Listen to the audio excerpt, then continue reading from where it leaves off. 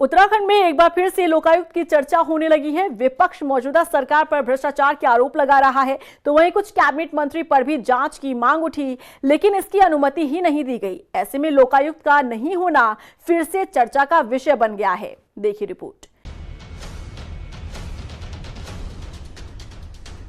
उत्तराखंड में समय समय पर सियासी दलों के नेताओं पर भ्रष्टाचार के आरोप लगते रहते हैं। विपक्ष मौजूदा सरकार पर भ्रष्टाचार में लिप्त होने का आरोप लगा रहा है। यहां तक कि कुछ कैबिनेट मंत्री पर भी जांच की बात कही गई थी, लेकिन जांच के लिए अनुमति ही नहीं दी गई।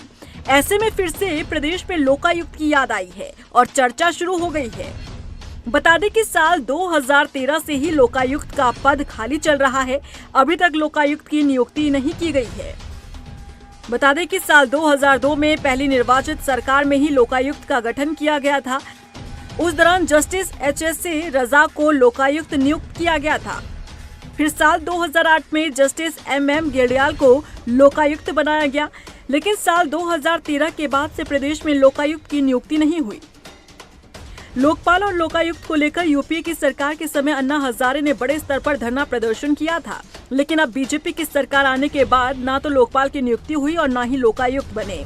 इस पर कांग्रेस का कहना है कि देश और प्रदेश में इस वक्त भ्रष्टाचार चरम पर है।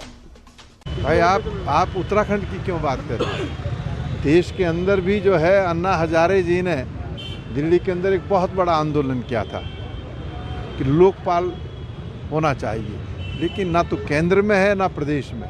कहीं पर भी भ्रष्टाचार को लेकर के सरकार जो है सीरियस नहीं है। ना कहीं पर लोकपाल दिखाई दे रहा है और ना कहीं पर जो लोकायुक्त दिखाई दे रहा है। तो ऐसी स्थिति में भ्रष्टाचार अपने चरम पर है। प्रदेश के अंदर मैं कह सकता हूँ जो भ्रष्टाचार जिस तरीके से हो रहा है, ये तो आम जन के जो है जुबान पर भी है, आम जन के संज्ञान में भी है।